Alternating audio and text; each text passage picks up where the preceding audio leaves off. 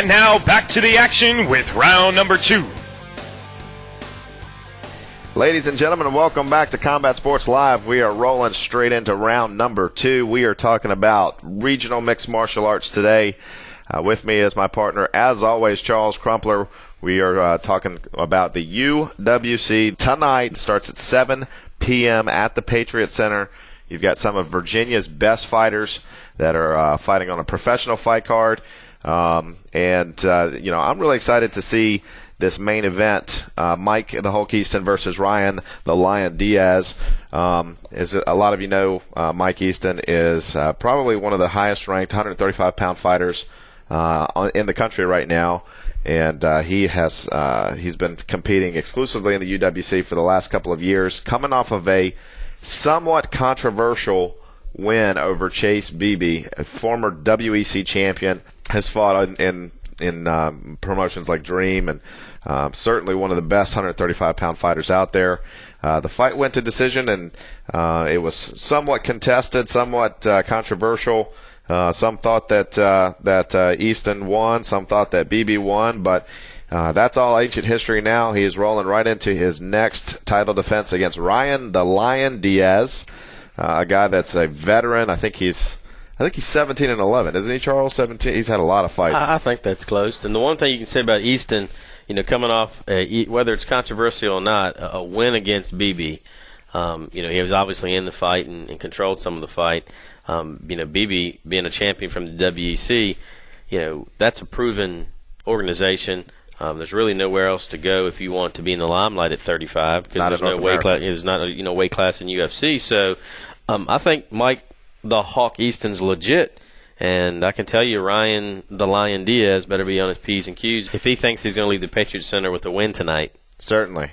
And one thing about Mike the Hulk Easton, and just speaking in general, these lighter weight classes, we've seen an upsurge in interest in the lighter weight classes, particularly, of course, about a month ago with Uriah Faber versus Jose Aldo, and the interest on the WEC merging with the UFC.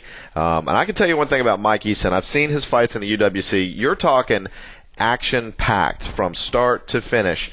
This guy is pulling out crazy back kicks, things that are very unorthodox when it comes to mixed martial arts. He's not your typical, ground and pound wrestle, try to go for the takedown. This guy is pulling out spinning back kicks. He's jumping kicks. I mean, the guy is so athletic. He can pull that kind of stuff off and not put himself in any kind of danger.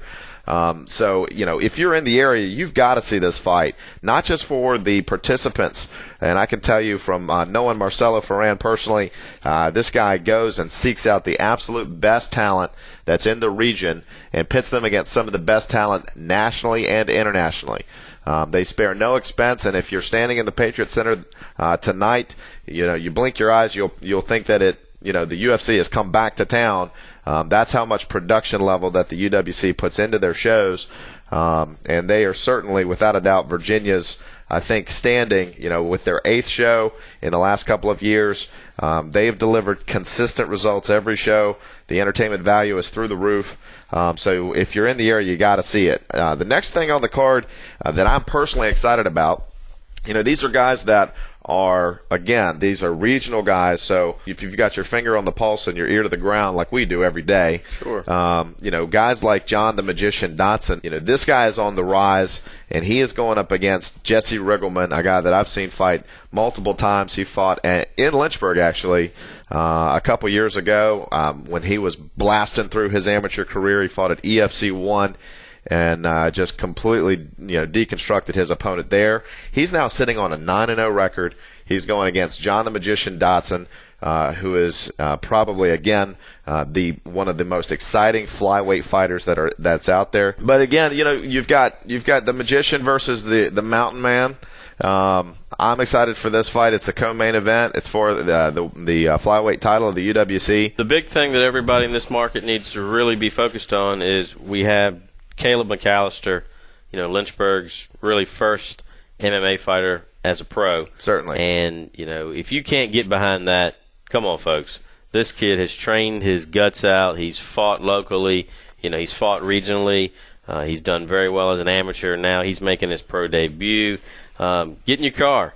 Drive 3 hours. The Patriot Center is in a great area, a great facility, plenty to do. Stay overnight, wake up on Sunday, and have a good time. Jeremy, you and I went up there for the UFC event, and it was a great show, great town, great place to be. We had a wonderful time. So get in the car and go out and support Caleb. Certainly, the Patriot Center is probably the best facility that's out there, and I am anxiously awaiting finishing the broadcast, jumping in my car, and going up there with the Combat Sports Live crew and having a great night of fights at the UWC. Folks, if you're out there, UWCMMA.com, check it out. You're going to see you've got a great fight card again, of course, with what we just covered. You got Jason David Frank, the Green Mighty Morphin Power Ranger. It's morphin' time! That's right. The Green Mighty Morphin Power Ranger are going to be taking on James Ray Handy Jr. Now, this is an interesting matchup. You've got Jason David Frank, who's 3-0 as an amateur, going up against James Ray Handy from Chicago, Illinois, who's been knocking dudes out left and right. He's got 5 of them. He's 5 for 5. He is batting 1,000 right now with a 5-0 record. He's with 5 knockouts. It's obvious what this guy does. He goes in and he knocks guys out, and that is going to be certainly Jason David Frank's biggest challenge so far. He's made the statement that he feels like he's got a bullseye on his back because of his TV fame, his movie fame. Well, and also you've got his, Jesus Didn't Tap brand, which it's pretty aggressive to have that because, you better be a bad dude if you're walking around with Jesus Didn't Tap on your chest. Well, certainly. Because he didn't, and you get out there and get hung up in something and tap, they're going to look at you like you're a fool. So, a lot of guys out there know, Jason David Frank, for that brand. It's been on Cowboy and the WEC, and I'm sure it's been on some bigger name fighters that we just haven't seen. But that's huge, and I know he's a big Christian, and, with Caleb McAllister in the show, he strongly professes his faith and how that, MMA is not a brutal sport. MMA is just a sport where normal athlete, Christian males can go in and compete. And, you got a couple guys like that on the card. That's exciting stuff. That's right. Absolutely. I mean, it's good to see the diversity of, having guys that are fighting in MMA, that aren't afraid to say, what they believe. It's fantastic. I think, and again, Jesus Didn't Tap. You've seen that all in the UFC, the WC. It's wildly popular. It's out there. It's great positive stuff, which is, kind of juxtaposed against most brands that are, maybe perceived as a little bit negative, or aggressive, or or whatever. Yeah. So stay tuned, folks. We're going to be coming back. We're going to visit with Chris McRae from The Ultimate Fighter, who will be in the house tonight at the Patriot Center at UWC number 8, Judgment Day. We're also going to be touching base with Marcelo Ferran, the president of the UWC, who's going to give us the entire lineup. There's going to be celebrities in the house. You mentioned Cowboy. He'll be in the house signing autographs. You've got Leonard Garcia, who just came off what a lot of people are calling the fight of the decade versus the Korean Zombie. He's also going to be sitting cage side. You can meet all these people, see a great night of fights. Folks, check it out, UWCMMA.com. Stick around. We'll be right back.